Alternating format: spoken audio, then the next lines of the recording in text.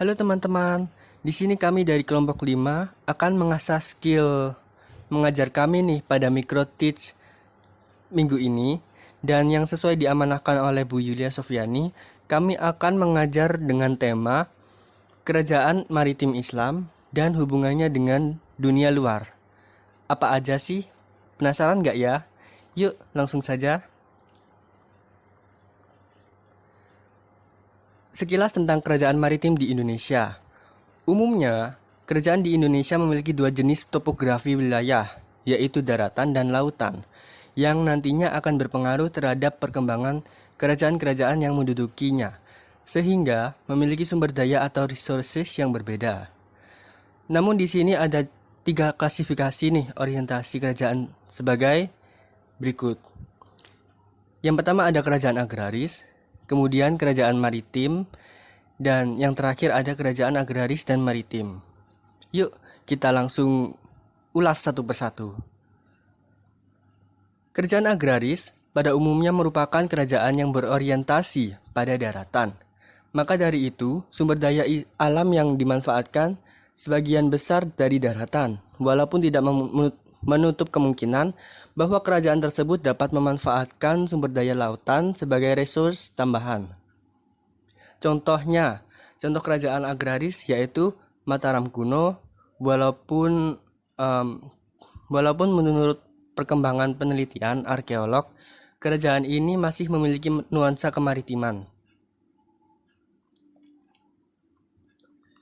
Yang kedua ada kerajaan maritim, merupakan kerajaan yang menguasai wilayah perairan jalur perdagangan dunia. Atau dapat juga dikatakan bahwa negara atau kerajaan maritim adalah negara atau kerajaan yang memiliki visi atau pandangan hidup maritim untuk mengontrol dan memanfaatkan laut sebagai syarat mutlak mencapai kesejahteraan masyarakatnya. Oleh karena itulah, penduduk kerajaan yang berorientasi maritim banyak berinteraksi dengan orang-orang berbagai belahan dunia, termasuk dengan pedagang, khususnya melalui laut. Contoh dari kerajaan maritim ada Kerajaan Sriwijaya, Kerajaan Mataram Islam, dan sebagainya. Dan kerajaan inilah yang akan kami ulas pada Micro Teach kali ini. Kemudian ada kerajaan agraris dan maritim. Kerajaan ini merupakan kerajaan yang berbasis maritim atau laut dan juga agraris. Jadi, kerajaan ini berbasis dua topografi wilayah. Sumber daya yang dimanfaatkan adalah sumber daya dari lautan dan daratan tentu saja. Selain itu, karena basisnya di daratan dan lautan, kerajaan ini mudah untuk menjalin kerjasama dengan perdagangan maupun bidang lainnya. Dengan cara, karena jangkauannya melakukan ekspedisi atau penjelajahan juga lebih luas, karena kerajaan ini juga berorientasi pada daratan dan maritim. Contoh kerajaan yang berbasis maritim dan agraris adalah Kerajaan Majapahit. Wilayah kekuasaan Kerajaan Majapahit meliputi daratan dan perdagangan laut yang luas. Hal ini membuat Majapahit menjadi kerajaan agraris dan maritim. Sebagai kerajaan agraris, hasil utama kerajaan ini adalah hasil pertanian seperti padi, lada, cengkeh, pala, dan kapas. Sementara itu di bidang maritim, kerajaan Majapahit mengembangkan perdagangan hingga ke luar negeri melalui laut. Sejarah berdirinya Kerajaan Perlak berawal ketika rombongan dakwah yang disebut Nahkoda Khalifah dari Mekah datang ke Perlak pada 800 Masehi untuk berdagang dan menyebarkan Islam. Salah satu anggota rombongan tersebut adalah Syahid Ali Al-Muqtabar bin Muhammad Diwai bin Imam Jafar Al-Shadiq. Dengan cara dakwah yang menarik, mereka berhasil mengislamkan penduduk setempat.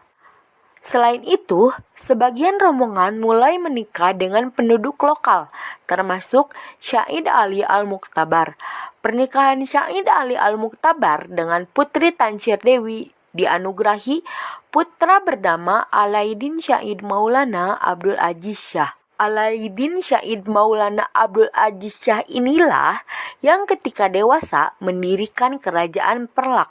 Sejak berdiri sampai bergabung dengan kerajaan Samudra Pasai, terdapat 18 raja yang memerintah kerajaan Perlak dengan gelar sultan.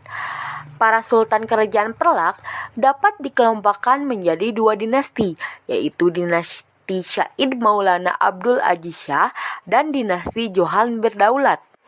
Ada beberapa faktor mengapa Kesultanan Perlak mengalami kemunduran. Pertama, pertentangan aliran Syiah dan Sunni. Pada akhir pemerintahan Sultan ketiga, Sultan Alaiddin Maulana Syahid Abbas Shah, kerajaan atau Kesultanan Perlak mulai timbul persengketaan. Peristiwa ini menyebabkan popularitas Perlak sedikit menurun.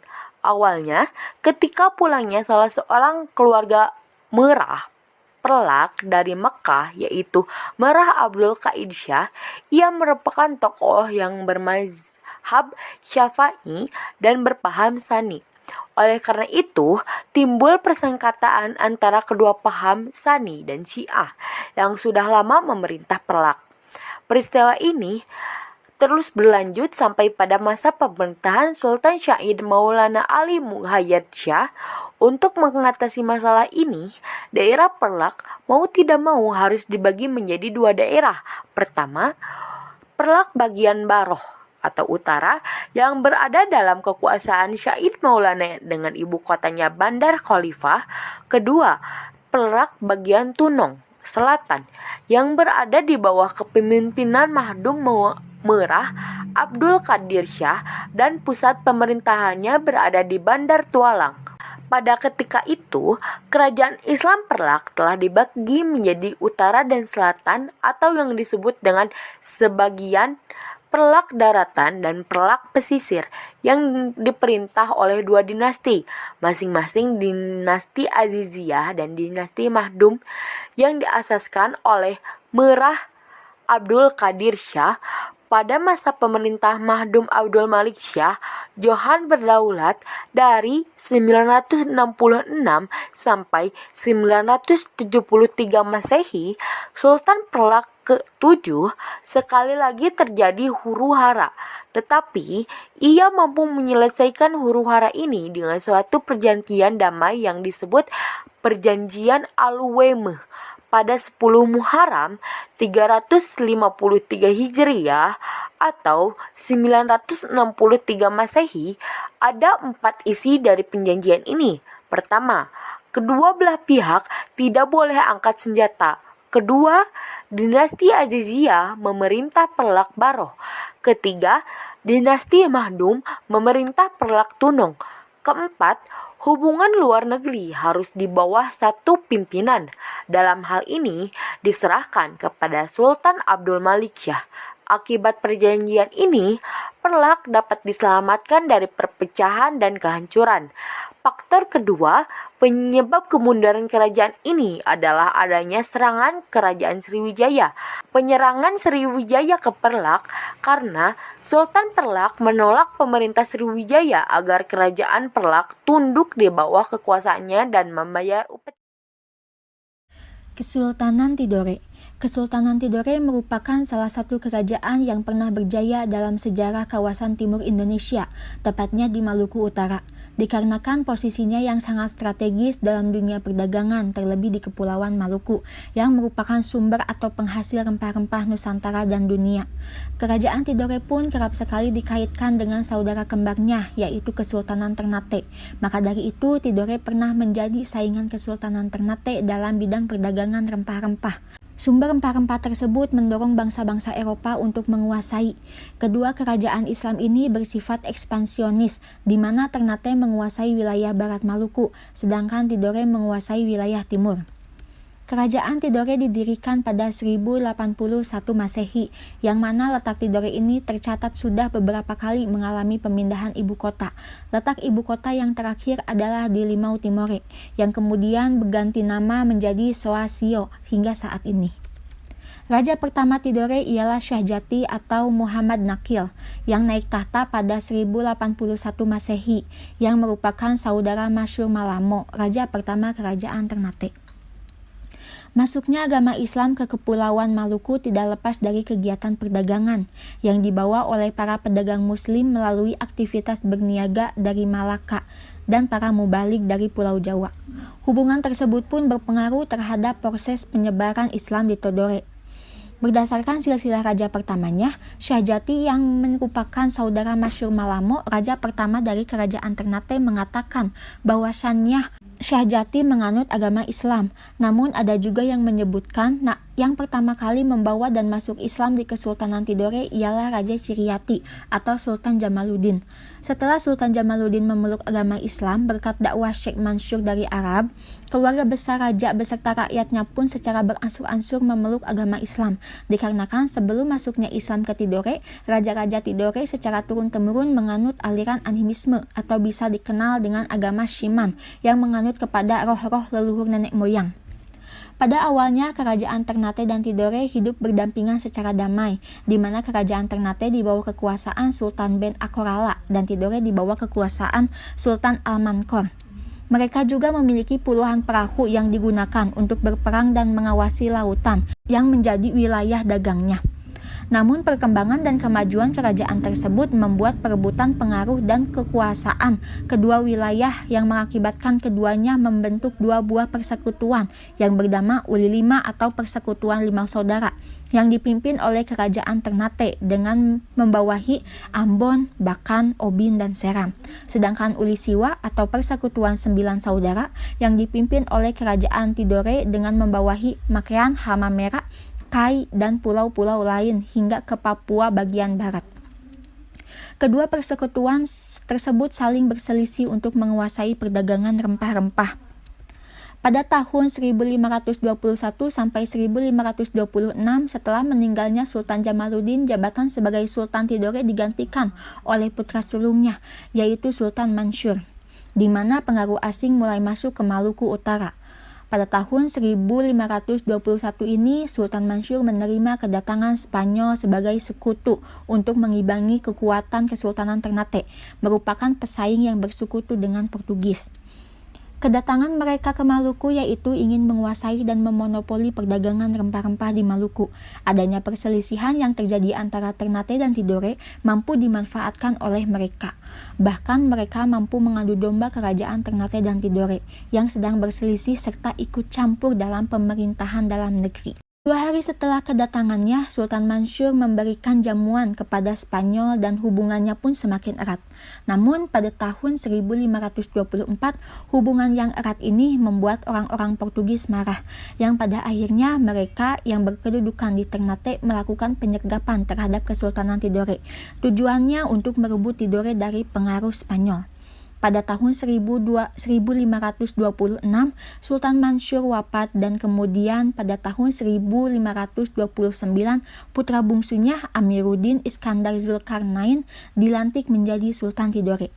Pada masa ini pun terjadi beberapa kali peperangan dengan Portugis dan Ternate yang berakhir dengan perjanjian damai berisi 2 pasal pokok. Di antaranya yang ke-1, semua rempah-rempah hanya boleh dijual kepada Portugis dengan harga yang sama yang dibayarkan Portugis kepada Ternate. Yang kedua, Portugis akan menarik armadanya dari Tidore. Sultan Amiruddin meninggal pada tahun 1547. Kejayaan Kesultanan Tidore terjadi pada masa kepemimpinan Sultan Saifuddin pada tahun 1657 sampai 1689. Sultan Tidore berhasil membawa kemajuan Tidore hingga Tidore disegani oleh kerajaan-kerajaan lain di Kepulauan Maluku dan juga berhasil menolak penguasaan VOC terhadap wilayahnya dan tetap menjadi daerah merdeka hingga akhir abad ke-18. Masa keemasan Kesultanan Tidore juga dirasakan di era kepemimpinan Sultan Nuku pada awal abad ke-19, yang mana Sultan Nuku memperluas wilayah kekuasaan Tidore sampai ke Papua bagian barat, Kepulauan Kai, Kepulauan Aru, bahkan sampai Kepulauan Pasifik. Tidak hanya itu, Kesultanan Nuku juga berhasil menyatukan Ternate dan Tidore untuk menghadapi penjajah Belanda yang dibantu Inggris. Nah, kali ini kita akan bercerita mengenai Kesultanan Ternate. Dalam berita Cina dan Eropa, Kesultanan Ternate pertama kali diperintah oleh Sultan Babullah Masyhur Malamo yang dibaiat oleh Syekh Rafi'ah Tashifur Japar Swadik.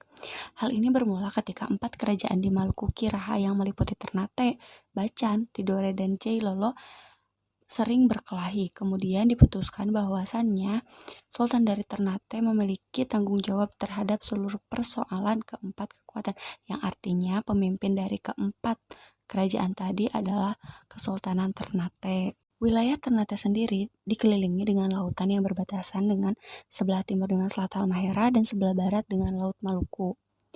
Pengaruh jalur perdagangan menjadi sebuah peluang datangnya Islam ke Indonesia bagian timur, yaitu ke daerah Maluku yang merupakan pusat lalu lintas pelayaran internasional di Malaka, Jawa, dan Maluku. Tersebarnya bahwa Raja Ternate ke-12 yang bernama Molo Matea yang memerintah pada 1350 sampai dengan 1357 memiliki sahabat karib yang berasal dari Arab yang memberinya petunjuk bagaimana cara pembuatan kapal-kapal. Selain itu, nama Maluku sendiri diambil dari pedagang-pedagang Arab yang memiliki arti banyak raja-raja. Kerajaan Ternate sendiri menjadi sebuah kesultanan pada pertengahan abad ke-15 saat diperintah oleh marhum yang memerintah pada 1465 sampai dengan 1486 Masehi. Setelah meninggalnya beliau, marhum digantikan oleh anaknya yang bernama Zainal Abidin yang memerintah dari 1486 sampai dengan 1500 Masehi. Nah, di mana Zainal Abidin ini mulai memberlakukan hukum Islam dan adanya transportasi menjadi sebuah kesultanan, seperti gelar raja yang diganti menjadi sebuah sultan. Kesultanan Ternate sendiri memiliki puncak keemasan pada masa kekuasaan Sultan Babullah pada tahun 1570 sampai dengan 1538 Masehi. Nah, di mana pada masa pemerintahannya ini Kesultanan Ternate dapat berekspansi sampai batas-batas di utara Mindanao, di selatan sampai Bima di timur, sampai barat dan di sebelah barat sampai Makassar yang mencakup 72 pulau. Bahkan kota Ternate pernah dijuluki sebagai Al-Mulkiyah karena selain menjadi pusat peradaban Islam, juga menjadi pusat pemerintahan dan perdagangan. Kedatangan Islam di wilayah Ternate menunjukkan bahwasannya Islam datang melalui jalur perdagangan dengan membawa golongan pedagang yang pada masa perkembangan pelayaran dan perdagangan internasional antara negeri bagian barat, tenggara, dan timur Asia. Ternyata Maluku juga memiliki daya pikat dalam segi rempah-rempah sehingga dijuluki sebagai The Spice Island yang artinya kepulauan rempah-rempah. Ya, yang dimana berupa pala dan cengkeh yang menjadi sebuah petunjuk penting untuk mengetahui bahwasannya Maluku mengadakan hubungan dengan dunia luar. Menurut sejarah Raja-Raja Ming sekitar abad ke-16 sampai dengan 1644 tercatat bahwa Maluku pernah menjadi satu-satunya negara timur yang mendapat produksi cengkeh. Hal ini didukung dengan adanya berita dari Romawi tentang cengkeh yang disebut dengan Giloplilon yang dimuat dalam kitab Romawi dari Plinius, bahwasanya tanaman yang tumbuh di hutan sakti di India. Dari keterangan-keterangan mengenai jenis tanaman tersebut, Rover menarik kesimpulan bahwa maksud dari pohon ini adalah cengkeh. Bila mana berita ini benar, maka berita ini menjadi berita tertua yang tertulis dan dibuktikan bahwa cengkeh pada waktu itu telah dikenal di Eropa. Berita lainnya juga diberitakan oleh St. Sylvester dan Uskup Roma dari tahun 314 sampai 335 bahwasannya beliau ini menerima hadiah antara lain 150 pohon cengkeh. Kesultanan Ternate semakin terkenal setelah abad ke-16 yang dibacakan dari berita-berita Portugis yaitu Tompires dan Antonio Galvão Tompires sendiri. Beliau ini menceritakan bahwa agama Islam telah ada di Maluku Utara pada tahun 1512 sampai dengan 1515, yang dimana Raja-Raja Ternate yang dikenal dengan Raja Babullah yang artinya Raja Cengkeh karena ia membawa persembahan cengkeh setelah berguru dari Giri. Dalam hal ini cengkeh yang diperdagangkan adalah batang pohonnya, sedangkan buahnya disebut pala dan bunganya dinamakan fuli. Dengan memiliki sistem perdagangan Indonesia melalui Malaka yang dihubungkan dengan jalur-jalur membentang ke barat sampai ke India, Persia, Afrika Timur, Laut Tengah, kemudian Siam, serta ke timur sampai Cina dan Jepang, dengan 2 pelabuhan terpenting pada masa itu yaitu Gujarat dan India. Hal ini menjadikan Selat Malaka memiliki peran penting dalam menentukan sistem perdagangan internasional yang membentang dari Cina dan Maluku. Malaka menjadi tempat transit perdagangan pala dan cengkeh, bunga pala dari Maluku ke India yang sebelumnya rute dari Maluku ke timur, kemudian baru dilanjut ke India. Munculnya Ternate sebagai bandar sutra yang didukung oleh adanya jalur laut, maka hal ini dapat disimpulkan bahwa pada masa kerajaan Ternate menggunakan kapal-kapal sebagai alat transportasi. Namun, kondisi Pulau Ternate dikelilingi oleh batu karang yang jauh dari pantai. Hal ini memungkinkan pada saat surut orang dapat berjalan di sekitar pantai. Dengan demikian, maka tempat untuk mendarat kapal dimungkinkan sangat terbatas dalam pelayaran di sela-sela batu karang, sedangkan laut di luar beting karang sangat dalam sehingga tidak dapat untuk membuang jangkar kecuali di tepian pantai pasir yang sempit dan berbahaya. Pada abad ke-15 ternyata Ternate menjadi pusat kekuatan utama Kepulauan Rempah-Rempah yang tergabung dalam 4 kerajaan yang meliputi Tidore, Bacan, Jailolo. Ternate mampu memperluas ekspansinya sampai ke barat dan ke selatan. Ternate sebagai bandar jalur sutra mengalami masa kejayaannya sampai abad ke-17 karena pada saat itu Portugis serta Spanyol mulai memasuki wilayah Maluku Utara dan orang-orang Portugis mengadakan pelayaran melalui Kalimantan Utara pada tahun 1527. Pada abad ke-16, pelayaran ke Maluku dan Malaka berada dalam tangan beberapa pengusaha, sedangkan kapal-kapal dagang dijalankan oleh penduduk pribumi yang mahir dalam navigasi dan perairan Maluku yang telah menguasai perairan Nusantara. Setelah Belanda menguasai perdagangan di Nusantara, maka diubahlah dengan adanya sistem POC.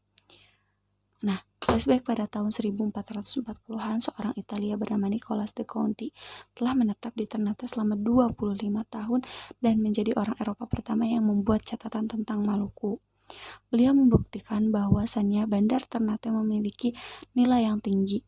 Melalui peta dunia yang dibuatnya pada tahun 1460, peta itu yang kemudian menurut Rafael menjadi pendorong bagi bangsa Eropa untuk menguasai Kepulauan Rempah-Rempah, terutama Portugis yang menjadikan peta tersebut sebagai dasar ekspedisinya yang dipimpin oleh Admiral Francisco de Albuquerque yang tiba di Ternate. Kemudian ada juga ekspedisi yang dilakukan oleh Spanyol yang dipimpin oleh Laksamana Juan Sebastian de Elcano yang tiba di Ternate pada tahun 1512 yang melanjutkan perjalanannya sampai ke Tidore. Berita lainnya mengabarkan bahwasanya Galeon Victoria saat kembali ke Spanyol membawa muatan cengkeh pada 1521. Di sisi lain, Inggris pun melakukan ekspedisinya yang dilakukan oleh Laksamana Sir Francis Drake dengan armada Golden Hind tiba di Ternate dan diterima oleh Sultan Babullah dan menjadi awal hubungan antara Ternate dan Inggris. Sementara itu, ekspedisi Belanda tiba di Ternate bulan Mei 1549 yang dipimpin oleh Laksamana Wim yang diterima oleh Sultan Said dan menjadi kontak awal Indonesia dengan Belanda, sehingga dari bandar Ternate sebagai pusat rempah-rempah telah lahir hubungan diplomatik dengan bangsa Eropa. Awal mula berdiri Kerajaan Samudra Pasai. Kerajaan Samudra Pasai terletak di Aceh dan merupakan kerajaan Islam pertama di Indonesia. Kerajaan ini didirikan oleh Murah Silu pada tahun 1267 Masehi. Bukti-bukti arkeologis keberadaan kerajaan ini adalah ditemukannya makam Raja-Raja Pasai di kampung Gedong, Aceh Utara. Makam ini terletak di dekat reruntuhan bangunan pusat kerajaan Samudra di Desa Beringin, Kecamatan Samudra, sekitar 17 km sebelah timur Lok Sumawe. Di antara makam raja-raja tersebut terdapat nama Sultan Malik Al-Saleh, Raja Pasai pertama. Malik Al-Saleh adalah nama baru Murah Silu setelah ia masuk Islam dan merupakan Sultan Islam pertama di Indonesia. Berkuasa kurang lebih 29 tahun, yakni 1297 sampai 1326 Masehi. Kerajaan Samudra Pasai merupakan gabungan dari Kerajaan Pasai dan Perlak dengan raja pertama Malik Al-Saleh. Seorang pengembara muslim dari Maghribi, Ibnu Battutah, sempat mengunjungi Pasai tahun 1346 Masehi. Ia juga menceritakan bahwa ketika ia di Cina, ia melihat adanya kapal Sultan Pasai di negeri Cina. Memang, sumber-sumber Cina ada menyebutkan bahwa utusan Pasai secara rutin datang ke Cina untuk menyerahkan upeti. Informasi lain juga menyebutkan bahwa Sultan Pasai mengirimkan utusan ke Quilon, India Barat pada tahun 1282 Masehi. Ini membuktikan bahwa Pasai memiliki relasi yang cukup luas dengan kerajaan luar. Perkembangan Samudra Pasai. Pada masa jayanya, Samudra Pasai merupakan pusat perniagaan penting di kawasan itu. Dikunjungi oleh para saudagar dari berbagai negeri, seperti Cina, India, Siam, Arab, dan Persia. Komoditas utama adalah lada. Sebagai bandar perdagangan yang besar, Samudra Pasai mengeluarkan mata uang emas yang disebut dirham. Uang ini digunakan secara resmi di kerajaan tersebut. Di samping sebagai pusat perdagangan, Samudra Pasai juga merupakan pusat perkembangan agama Islam. Seiring perkembangan zaman, Samudra mengalami kemunduran hingga ditaklukkan oleh Majapahit sekitar tahun 1360 Masehi. Pada tahun 1524 Masehi ditaklukkan oleh kerajaan Aceh. Hubungan Samudra Pasai dengan maritim. Dengan letaknya yang strategis, maka Samudra Pasai berkembang sebagai kerajaan maritim dan bandar transito. Dengan demikian, Samudra Pasai menggantikan peranan Sriwijaya di Selat Malaka. Kerajaan Samudra Pasai memiliki hegemoni pengaruh atas pelabuhan-pelabuhan penting di Pidi, Perlak, dan lain-lain. Samudra Pasai berkembang pesat pada masa pemerintahan Sultan Malik Al-Tahir II. Hal ini juga sesuai dengan keterangan Ibnu Batullah. Komoditi perdagangan dari samudra yang penting adalah lada, kapur barus, dan emas. Dan untuk kepentingan perdagangan sudah dikenal uang sebagai alat tukar, yaitu uang emas yang dinamakan dirham atau dirham. Berbicara tentang sejarah awal berdirinya kerajaan Goa, itu tidak lepas dari unsur mitologis, karena sangat minim sekali sumber sejarah, baik itu sejarah lisan maupun sejarah yang berbentuk tulisan. Ada salah satu lontara yang mengisahkan tentang pendirian kerajaan Goa ini. Lontara tersebut mengisahkan bahwa kemunculan seorang putri dari Tamalate yang bernama Tumanurung yang kemudian mendirikan sebuah kerajaan yang bernama Kerajaan Goa. Dan pada masa tersebutlah terbentuklah sistem pemerintahan dan kebudayaan Goa. Eksistensi Goa itu sudah ada sejak abad ke-14. Kerajaan ini kemudian berkembang menjadi kerajaan niaga yang penting di dunia timur. Goa ini pernah menyerang dan menaklukkan Talo, dan Goa Talo nanti akan bersatu, dan ada sebuah perjanjian antara Raja Goa dengan Raja Talo yang isinya adalah barang siapa yang mengadu domba Goa dan Talo maka dia akan dikutuk oleh dewa. Sejak saat itu, dua kerajaan tersebut berhubungan dengan baik, bahkan dijuluki dengan negeri satu rakyat dua raja. Biasanya Raja Goa yang menjadi pemimpin dan Raja Talo sebagai mangkubuminya. Perihal Islamisasi di Goa, berdasarkan bukti-bukti yang ditemukan, kedatangan Islam itu dibawa oleh 3 orang mubalik yang bernama Abdul Makmur atau Datuk Ribandang, lalu ada Sulaiman Khatib Sulung atau Datuk Patimang, dan Abdul Jawad atau Datuk Ritiro, yang tiba di Sulawesi dari daerah Melayu pada tahun 1605. Penguasa awal yang masuk Islam adalah Raja dari Luwu bernama Daeng Parabung dan mengganti namanya menjadi Muhammad Waliul Madarudin. Selanjutnya, giliran Raja Talo bernama Karaing Matoaya yang masuk Islam. Kemudian mengganti namanya menjadi Sultan Abdullah Awalul Islam. Kemudian Raja Talo tersebut mengajak kemenakannya yang menjadi raja di Goa untuk masuk Islam, yaitu Mangarangi Daeng Mandrabia, dan kemudian berganti nama menjadi Sultan Alauddin pada 16 Rajab 1016 Hijriah atau 1607 Masehi. Perkembangan awal maritim di Kerajaan Goa. Goa ini awalnya bukan merupakan kerajaan maritim, akan tetapi Goa ini kerajaan yang bercorak agraris. Hal ini dibuktikan dengan kondisi geografis wilayahnya yang sangat subur dan sangat cocok sekali untuk bertani. Seperti yang diungkapkan oleh seorang Belanda di abad ke-17, bahwa Makassar ini dari laut terlihat seperti daerah yang subur, hijau, dan tidak tertutup oleh hutan yang padat. Di sana juga terdapat kebun kelapa yang berjejer rindang. Selain itu, letak pusat kerajaan dari Kerajaan Goa ini cukup dalam sekali, sekitar 6 km dari pantai. Hal yang berbeda ketika pada masa Raja Goa ke-9 yang bernama Tumaparisi Kalona yang memerintah tahun 1510 sampai 1546. Dirinya memindahkan pusat pemerintahannya dari Tamalate ke Somba Opu yang lebih dekat ke laut. Kemudian Tumaparisi mendirikan benteng dan pelabuhan di sana sebagai bandar niaga kerajaan. Selain itu adanya jabatan Syah Bandar sebagai jabatan baru di dalam struktur pemerintahannya. Kemudian Tumaparisi menjadikan Goa mulai terlibat dalam dunia perniagaan dan kemaritiman.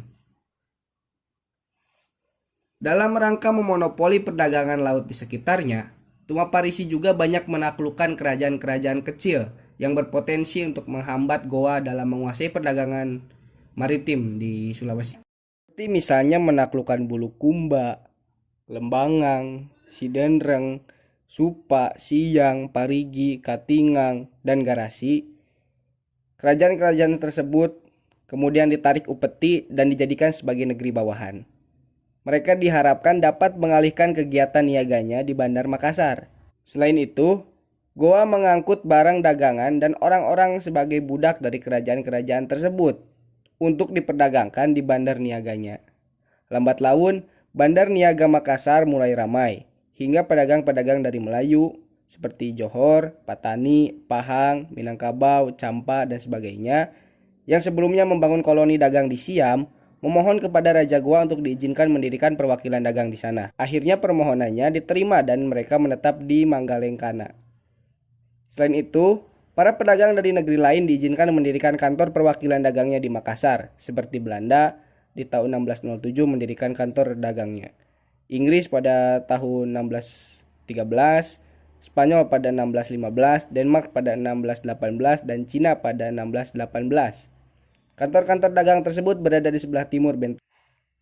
Ada 3 faktor utama yang membuat perubahan besar-besaran dari orientasi ekonomi kerajaan Goa ini. Pertama, letak Goa yang sangat strategis berada di tengah-tengah dunia perdagangan yang sangat ramai kala itu, yaitu Malaka, Jawa, dan Maluku. Kedua, intervensi bangsa Eropa dalam dunia perdagangan Nusantara membuat pedagang mencari alternatif pusat niaga, salah satunya Goa ini.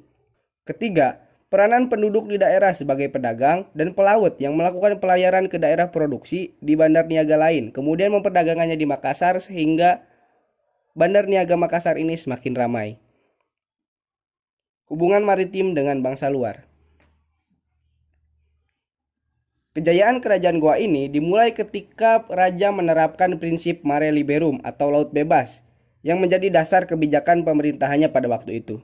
Hal ini berdampak pada meningkatnya hubungan perniagaan maritim dengan negara-negara lain. Prinsip mare liberum ini secara garis besarnya adalah sikap keterbukaan dan kebebasan bagi setiap bangsa yang hendak berniaga dengan kerajaan Goa. Hal ini sesuai dengan ungkapan Sultan Alauddin yang sempat dilarang melakukan perdagangan dengan Maluku oleh Belanda. Sultan pernah berkata, Tuhan telah menjadikan bumi dan lautan. Bumi dibagi-bagikan setiap wilayahnya kepada umat manusia, berbeda dengan laut. Laut tidak boleh dibagi-bagi. Laut adalah milik semua. Saya tidak pernah mendengar ada seseorang yang dilarang melaut.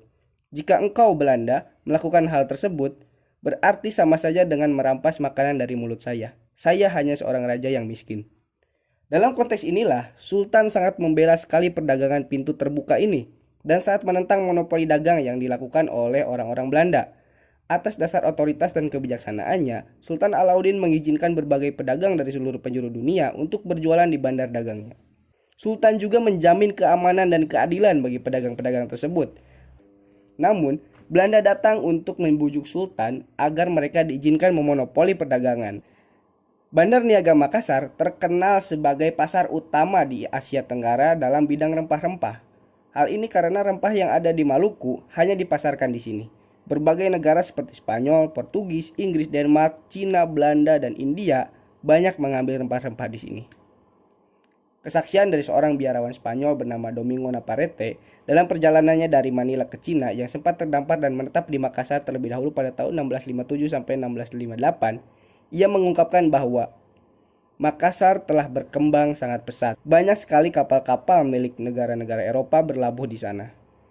Banyak sekali komoditi yang diperjualbelikan di sana. Masyarakatnya pun sangat sejahtera dengan cara berdagang. Di sana tidak seorang pun diwajibkan membayar bea masuk pelabuhan atau pajak lainnya. Hanya saja upeti yang harus diberikan oleh nahkoda kepada sultan. Ini merupakan pasar kaliber dunia yang ada di Asia. Salah seorang tokoh yang berpengaruh dalam dunia perniagaan kerajaan Goa ini adalah mangkubuminya yang bernama Karaeng Patingaloang, yang menguasai bahasa asing seperti Spanyol, Portugis, Prancis, Inggris, Arab, Belanda, dan sebagainya. Sehingga dirinya mampu menjadi juru bicara lintas negara pada zamannya. Karena kemampuannya tersebut, Patingaloang mampu menjalankan tugas diplomatik dengan baik, seperti menjalin kerjasama dengan gubernur Spanyol di Manila, Raja Muda Portugis di Goa, India, Presiden Coromandel, Mechante di Mesulipatan, India. Selain itu, hubungan diplomatik dengan Raja Inggris, Raja Portugis, Raja Spanyol, dan Mufti di Mekah. Tak kalah penting, menjalin kerjasama dengan kerajaan Nusantara seperti Mataram, Aceh, Banten, dan Maluku.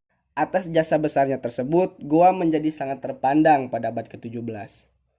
Peran penting Patingaloang yang sangat cerdas dan bijaksana itulah yang membuat Sultan mampu mengambil keputusan dengan baik. Patingaloang menjadi cermin politikus yang hebat. Ia sepatutnya dapat disejajarkan dengan tokoh-tokoh nasional Indonesia lainnya. Tokoh-tokoh nasional pada kala itu sangat jarang sekali memiliki kemampuan seperti Patingaloang dan ayahnya Karaeng Matoaya. Ia memerintah bukan dengan tangan besi, melainkan dengan keunggulan intelektual dan kearifan lokal. Patingaloang banyak sekali mengadopsi ilmu-ilmu Eropa. Barangkali dialah orang Asia Tenggara pertama yang memahami arti penting matematika, ilmu terapan, dan sains pada waktu itu. Ia dan ayahnya juga memiliki perpustakaan yang cukup besar pada zamannya. Kembali lagi kita bahas tentang Bandar Niaga Makassar. Makassar menjadi salah satu mata rantai perdagangan, seperti rempah-rempah dari Maluku, tempurung penyu, lilin, dan budak dari Kalimantan, Filipina, Timor, Solor, dan Flores, tekstil dari India, pengiriman emas ke Aceh, porselen dari Cina yang kemudian dikirim lagi ke Aceh, juga pedang, kuningan, tekstil, gading gajah dari Arab, kayu manis, damar, dan barang eksotis lainnya dari hutan Sulawesi, dan tembakau, logam, besi, gula, beras, dan kuda dari Jawa. Pada intinya, prinsip perdagangan bebas ini mampu membangun kemaritiman kerajaan Goa, menjadi berjaya dan disegani di kancah perdagangan dunia. Bandar dagang mereka mampu menyajikan kebutuhan para niagawan berbagai negara pada waktu itu. Bandar niaga mereka mampu menjadi alternatif setelah Malaka jatuh kepada tangan Portugis. Munculnya penguasa-penguasa revolusioner dan inovatif dari segi intelektual mendorong kerajaan Goa dapat disejajarkan dengan kerajaan lainnya pada waktu itu. Berdirinya Kesultanan Cirebon. Kesultanan Cirebon yang berdiri pada abad ke-15 dan 16 Masehi ini merupakan kerajaan ternama yang bercorak Islam pertama di tanah Sunda yang berasal dari Jawa Barat. Dalam buku Indonesia dalam Arus Sejarah menyatakan bahwa Cirebon pada awalnya termasuk kekuasaan kerajaan Sunda Pajajaran, bahkan menjadi salah satu pelabuhannya. Seperti yang dikemukakan oleh Pusponegoro Marwati Junan, wilayah kerajaan Cirebon sebelumnya pernah menjadi bagian dari kerajaan Tarumanegara, lalu Pajajaran yang didirikan pada abad ke-15 Masehi, yang lebih tepatnya pada tahun 1430. Lokasi kerajaan Cirebon ini berada di pantai utara Pulau Jawa yang menjadi perbatasan antara Jawa Tengah dan Jawa Barat. Dengan ini, Kesultanan Cirebon menjadi pelabuhan sekaligus jembatan antara dua kebudayaan, yaitu budaya Jawa dan budaya Sunda. Pada zaman dahulu pun, Kesultanan Cirebon ini menjadi pangkalan penting bagi jalur perdagangan antar pulau. Karena pelabuhan yang cukup strategis untuk perdagangan lokal maupun internasional, maka dari itu Cirebon menjadi tempat persinggahannya para pedagang dari luar negeri. Perkembangan Kesultanan Cirebon di Nusantara. Masuknya Islam di Kesultanan Cirebon ini diperkirakan 40 tahun sebelum adanya Tome Pires, diperkirakan antara tahun 1470 sampai 1475. Namun, diperkirakan Islam masuk ke Cirebon pun dapat dibandingkan dengan sumber lokal Pura Caruban Nagari yang ditulis pada tahun 1720 menyatakan bahwa Syarif Hidayatullah datang ke Cirebon pada tahun 1470 untuk menyebarkan Islam dengan mengajarkan Islam di Gunung Sembung bersama dengan Haji Abdullah Iman yang dikenal sebagai Pangeran Cakrabuana, selaku pamannya yang sudah tiba dahulu di Cirebon. Syarif Hidayatullah pun menikahi anak pamannya yang kemudian pada tahun 1949 menggantikan kekuasaan Cirebon. Seperti yang dikutip oleh Puspenegoro Marwati Junan, Syarif Hidayatullah terkenal juga dengan gelar Gusuhunan Jati atau Sunan Gunung Jati, salah seorang wali sanga dan juga mendapat gelar dengan julukan Pandita Ratu sejak ia berfungsi sebagai penyebar Islam di Tatar Sunda dan sebagai kepala pemerintah. Kesultanan Cirebon ini mencapai kemajuan yang sangat pesat ketika di bawah kepemimpinan Sunan Gunung Jati dalam bidang agama, politik, maupun perdagangan. Dalam bidang agama sudah terlihat jelas ketika Islamisasi berjalan sangat masif. Kegiatan dakwah ke berbagai wilayah yang dilakukan terus-menerus. Dalam sektor politik, adanya perluasan daerah yang menjadi salah satu misi yang dijalankan bersama Demak. Misalnya, Cirebon mampu merebut pelabuhan Sunda Kelapa pada tahun 1527 yang tujuannya untuk membendung pengaruh Portugis. Hubungan maritim Kesultanan Cirebon di Nusantara. Peran pelabuhan yang ada di Cirebon itu sangat penting karena dari pelabuhan ini mulanya diangkut komoditas ekspor seperti gula yang sangat itu menjadi primadona di pasaran Eropa yang nilai jualnya itu sangat fantastis, yaitu bernilai hingga jutaan gulden. Tidak kalah dari ekspor gula, komoditi mengimpor tembakau pun menjadi komoditi terbesar di pelabuhan Cirebon, yaitu mengalahkan komoditi di Tanjung Priuk, Semarang, dan Surabaya. Pada tahun 1930 sekitar 5.851,277 gulden mengimpor tembakau berkat adanya pabrik rokok British American Tobacco di Cirebon. Betapa pentingnya pelabuhan Cirebon pada masa itu. Dampak hasilnya dari perdagangan dengan pribumi, pelabuhan Cirebon ini pun mulai banyak peminatnya dari bangsa-bangsa luar. Semakin banyak yang ingin mengunjungi dengan adanya hubungan perdagangan lokal, regional, sampai internasional, khususnya Arab dan Cina, yang membuat hubungan perdagangan yang baik. Banyak yang datang ke pelabuhan Cirebon tidak hanya dari kalangan bangsa Arab dan bangsa Cina saja. Bangsa Eropa pun datang untuk sekedar berdagang. Namun, lama-kelamaan bangsa Eropa pun nyaman berlama-lama di Cirebon karena bumi Nusantara yang subur. Oleh karena itu, Eropa pun ingin menguasai perdagangannya dan ingin memonopoli perdagangan. Berdirinya perusahaan asing milik Belanda yaitu Verenigde Oost-Indisch Company yang kita kenal sebagai VOC adalah salah satu keinginan bangsa Eropa untuk menguasai Nusantara. Berdiri dan berkembangnya Kesultanan Demak. Kesultanan Demak merupakan kerajaan Islam pertama dan terbesar di Pulau Jawa. Pendiri Kesultanan Demak adalah Raden Patah. Raden Patah merupakan anak dari Raja Brawijaya V dan ibunya Putri Cina. Namun, pada saat Raden Patah masih di dalam kandungan, Brawijaya menitipkan ibunya kepada gubernur di Palembang, yaitu Arya Damar, dan di sanalah Raden Patah lahir. Raden Patah dibesarkan dengan ajaran Islam dan menjadi pemuda yang taat agama. Raden Patah semasa mudanya mendapatkan pendidikan yang berlatar belakang kebangsawanan dan juga politik. Setelah dewasa, Raden Patah ditawari untuk menggantikan Arya Damar sebagai Bupati Palembang. Namun Raden Patah menolak tawaran tersebut.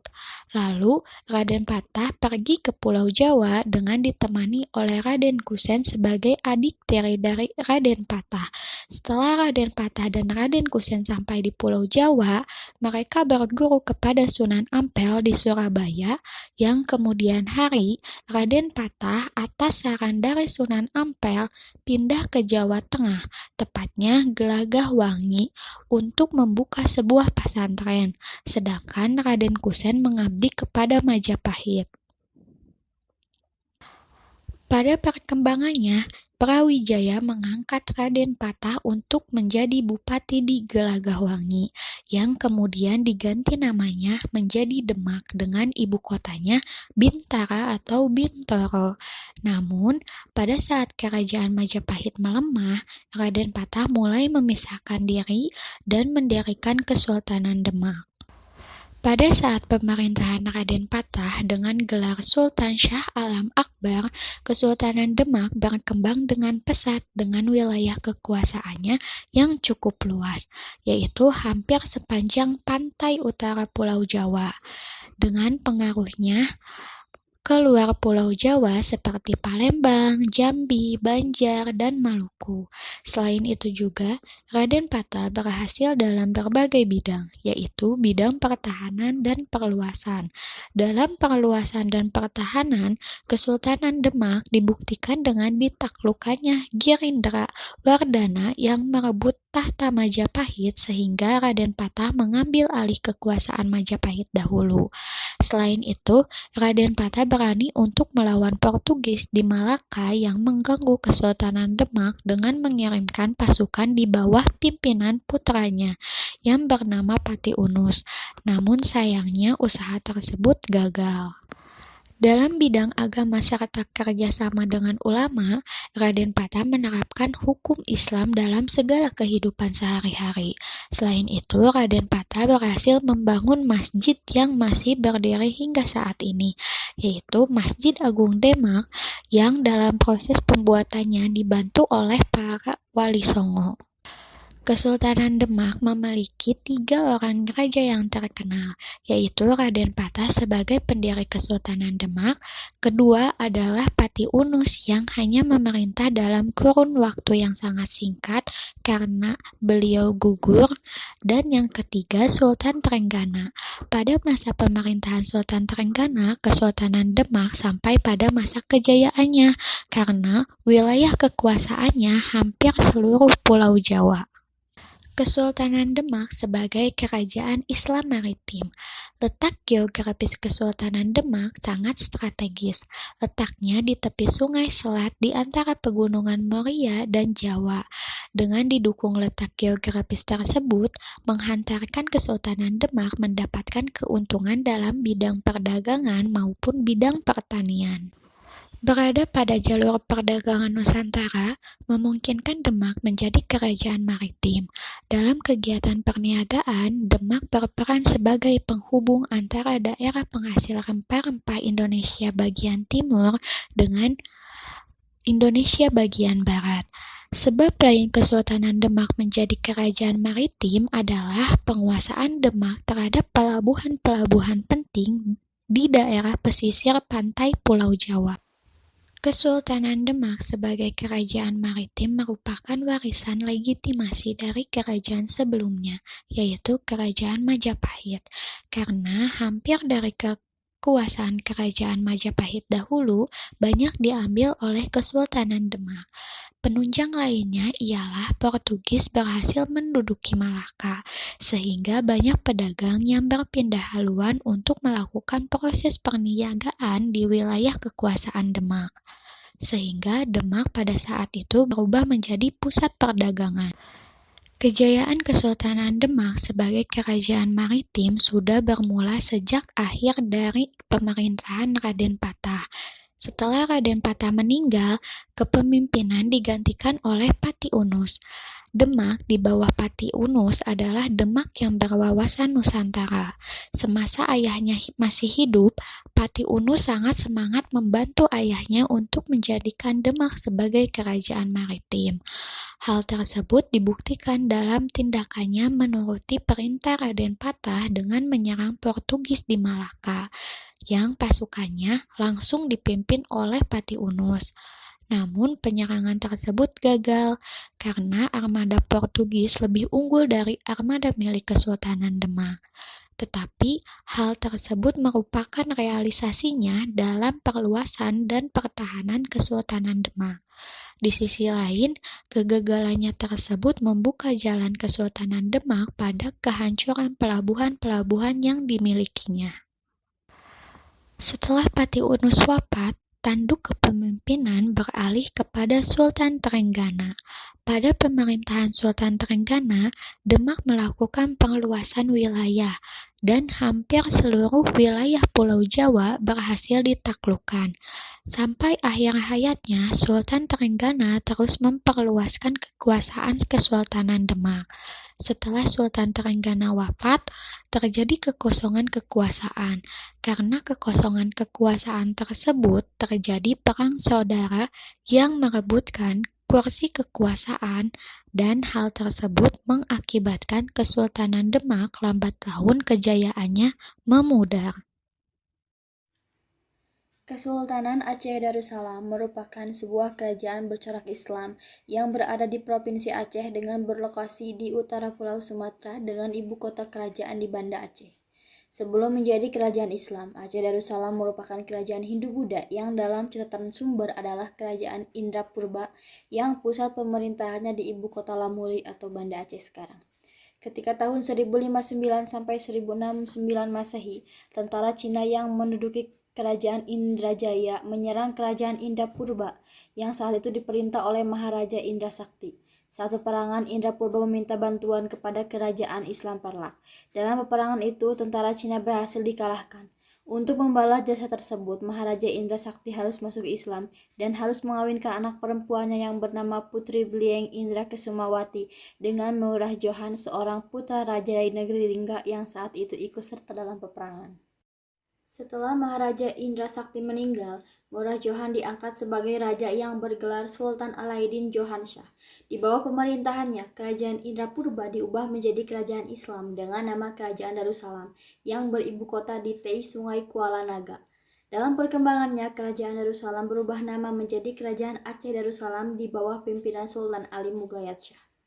Pada masa pemerintahan Sultan Ali Mughayat Shah, Aceh maju pesat di bidang konsolidasi politik, ekonomi, atau perluasan wilayah. Kemampuan dan kesuksesan Sultan dalam melakukan ekspedisi militernya disebabkan karena persenjataan yang baik. Senjata artileri dengan dipadukan senjata tradisional digunakan dalam ekspedisi penaklukan Pidi dan menghancurkan benteng Portugis di Pasai. Sepeninggal Sultan Ali Mughayat Shah, tahta kerajaan diberikan kepada anaknya Sultan Salahuddin Riayat Shah, tetapi Aceh malah melemah. Kemudian tahta diambil alih oleh adiknya yaitu Sultan Alauddin Riayat Shah yang bergelar Al-Qohar atau Gagah Perkasa. Di bawah pemerintahannya, Aceh mulai bangkit kembali dan melakukan pengusiran terhadap orang-orang Portugis dan Spanyol yang masih berada di wilayah Aceh. Selain itu, Sultan Alauddin Riayat Shah juga melakukan penaklukan terhadap kerajaan-kerajaan kecil di pesisir dan pedalaman Pulau Sumatera. Sultan Alauddin Riayat Shah juga melakukan hubungan militer dan diplomasi kepada penguasa muslim lainnya, seperti Kesultanan Turki, Kesultanan Mughal, dan beberapa dari negeri Arab. Dari hubungan inilah yang nantinya akan menghantarkan Aceh pada kemajuan yang lebih besar. Kesultanan Aceh mencapai puncak kejayaan pada pemerintahan Sultan Iskandar Muda. Kejayaan Aceh ditandai dengan besarnya kekuatan armada dan angkatan perang. Orang Aceh telah menjadi prajurit terbaik di Kepulauan Nusantara. Kapal mereka lebih besar dari kapal-kapal yang pernah dibuat oleh orang-orang Eropa di zaman itu. Saat itu, armada angkatan perang Aceh terdiri dari kapal-kapal yang canggih. Salah satu kapal yang mencapai kemasyhuran, kapal itu pernah dikirim melawan Malaka dengan panjang sekitar 200 jengkal atau kira-kira 100 meter dengan 3 tiang penyangga. Memiliki meriam lebih dari 100 buah dengan berat mencapai berpon-pon. Kapal itu diberi nama Momok Dunia karena kegagahan, keindahan, dan kekuatannya yang membuat orang terbelalak. Selain armada yang kuat, Aceh juga memiliki angkatan darat yang terdiri dari pasukan gajah, pasukan kuda, dan beribu-ribu prajurit tangkas. Ada sekitar 900 gajah, 200 ekor kuda, dan pasukan tentara laki-laki sebanyak 40.000 orang. Aceh juga mempunyai 5.000 pucuk meriam yang dibuat dari besi yang didatangkan langsung dari pantai India. Setelah memperkuat armada perangnya, Sultan Iskandar Muda memperluas wilayah dengan menaklukkan Kerajaan Aru, Kerajaan Deli, Kerajaan Pahang, Kerajaan Johor, dan Kerajaan Kedah.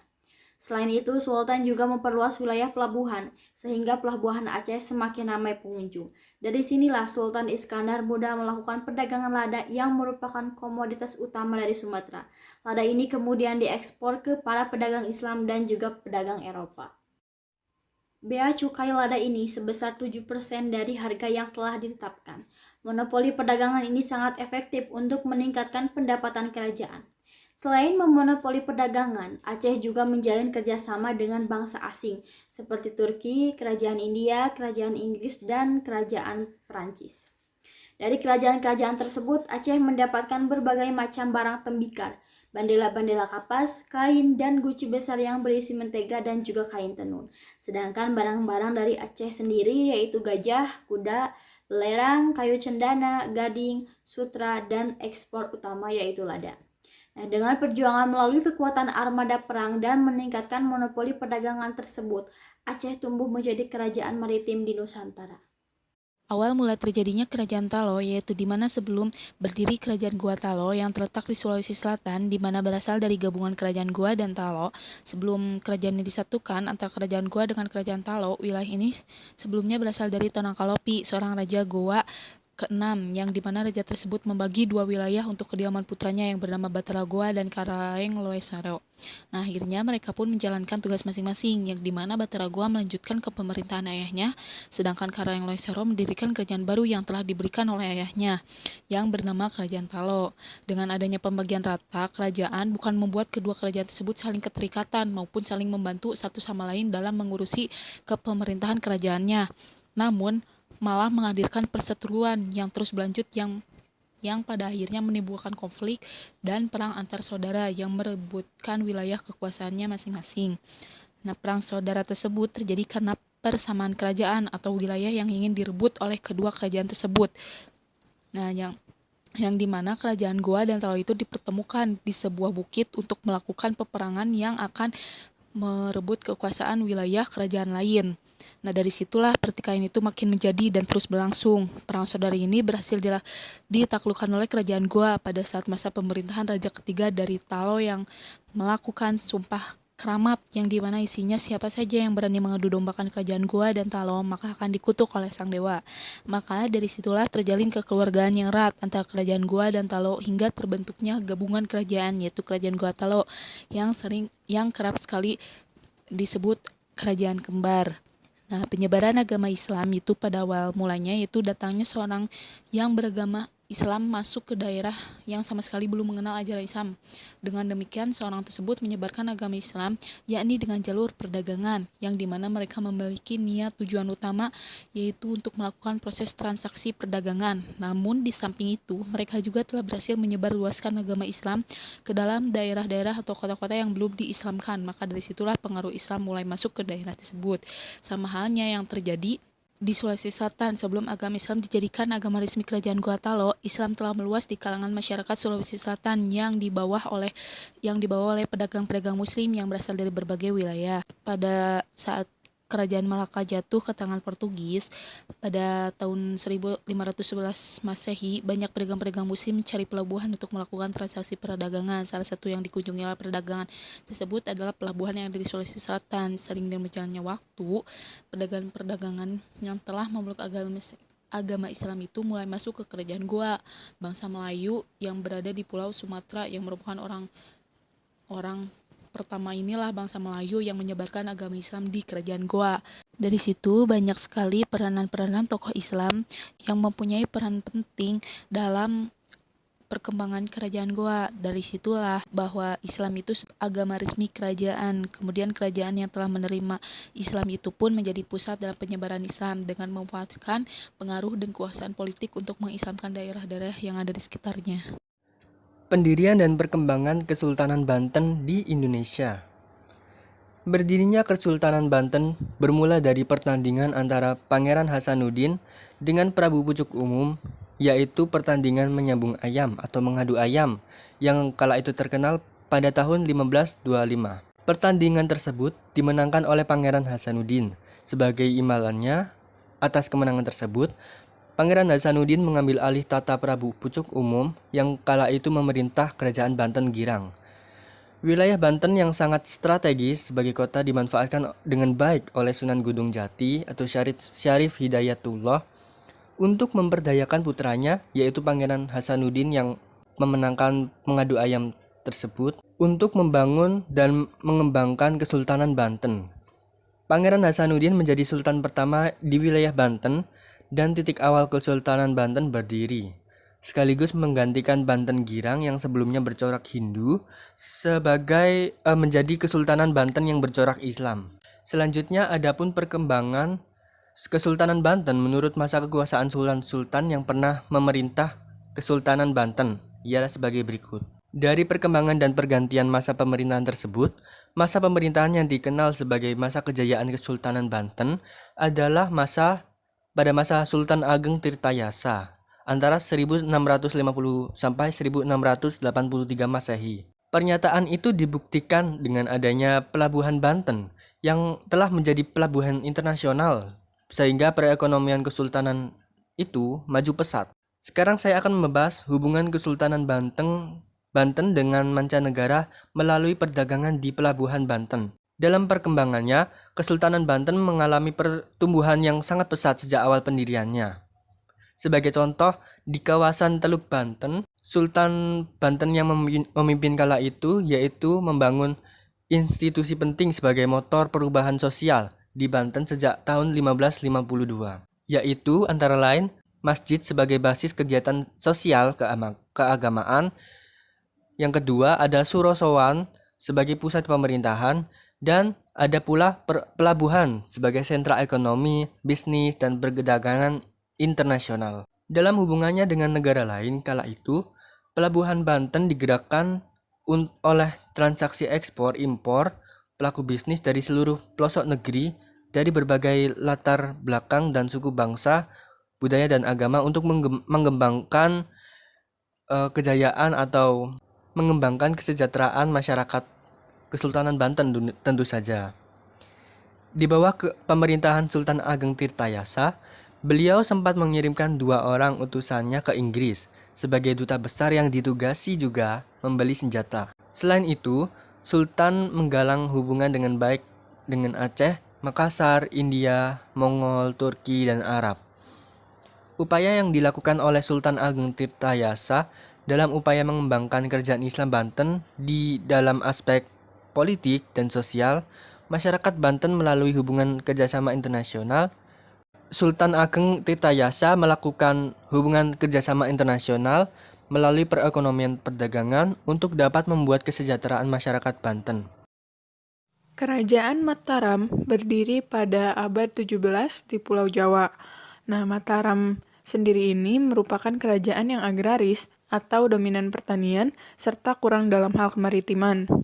Kerajaan Mataram ini pertama kali dipimpin oleh Sutowijoyo, putra dari Ki Ageng Pamanahan.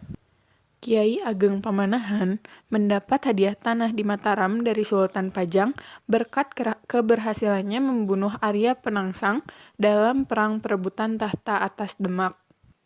Kerajaan Mataram ini juga meninggalkan beberapa jejak sejarah yang masih ada sampai sekarang dan bisa dilihat hingga kini, seperti Kampung Mataram di Jakarta yang sempat dikuasai oleh Belanda.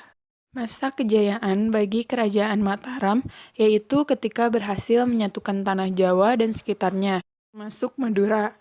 Kerajaan Mataram ini juga melakukan 2 kali serangan kepada VOC di Batavia dengan tujuan agar perdagangan yang dilakukan oleh VOC itu menguasai dunia.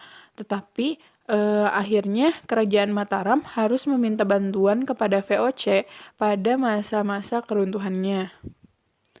Kerajaan Mataram ini mewarisi agama serta peradaban Islam dari kerajaan pesisir yang sebelumnya ada di sana. Sunan Kalijogo yang merupakan penghulu di Kerajaan Demak mempunyai pengaruh besar bagi Kerajaan Mataram, baik sebagai pemimpin agama dan juga sebagai pembimbing politik di Mataram. Menurut Siswanta dalam jurnalnya menyebutkan bahwa selain Demak, Cirebon juga memiliki peranan penting bagi perkembangan agama Islam di Mataram. Dengan terlihatnya sifat mistik dari Keraton Cirebon, memudahkan masuk dan menyebarnya agama Islam oleh masyarakat Jawa di Mataram.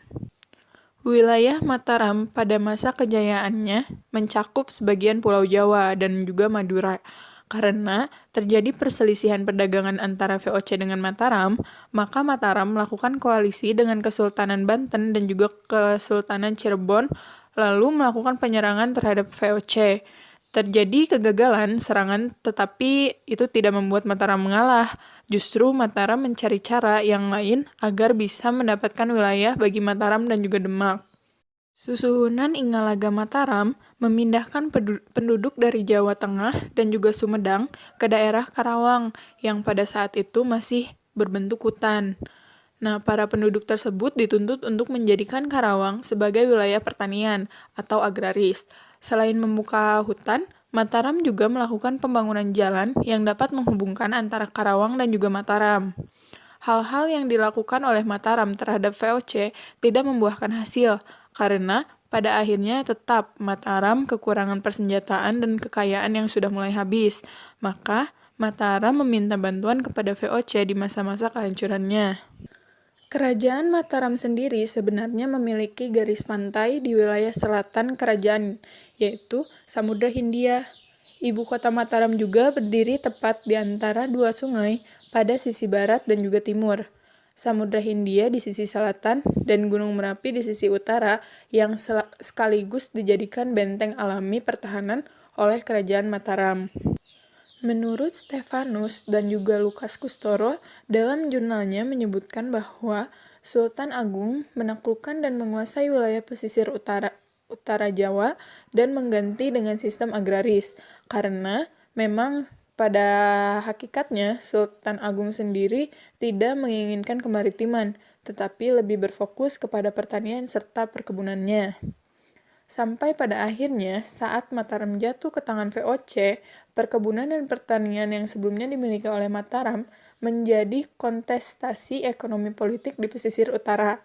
Karena tidak memiliki instrumen maritim dan menggantungkan pada niat baik sang investor Portugis, Sultan Agung tidak pernah berhasil menggapai cita-cita tersebut sampai akhir hayatnya. Sultan Agung sangat berambisi untuk bisa menguasai wilayah Surabaya. Ia sadar betul bahwa Surabaya dapat ditaklukkan dengan melalui jalur laut. Pada akhirnya, Mataram hanya mampu memblokade melalui jalur darat dan sungai saja. Lalu, Mataram meminta bantuan kepada Portugis untuk bisa membantunya dalam hal serangan laut kepada VOC. Mataram memberikan Portugis akses dengan menjaga laut di Laut Jawa, tetapi pada akhir tahun 1640-an, Portugis mengalami kelemahan karena serangan VOC yang didukung oleh Kesultanan Johor. Akhirnya, pada tahun 1641, Malaka jatuh ke tangan VOC, dan Portugis sendiri kehilangan Malaka. Kesultanan Johor sendiri memberikan kebebasan kepada VOC untuk membangun bandar-bandar pelabuhan di wilayah Riau dan sekitarnya, dan akhirnya Laut Jawa mengalami vacuum of power.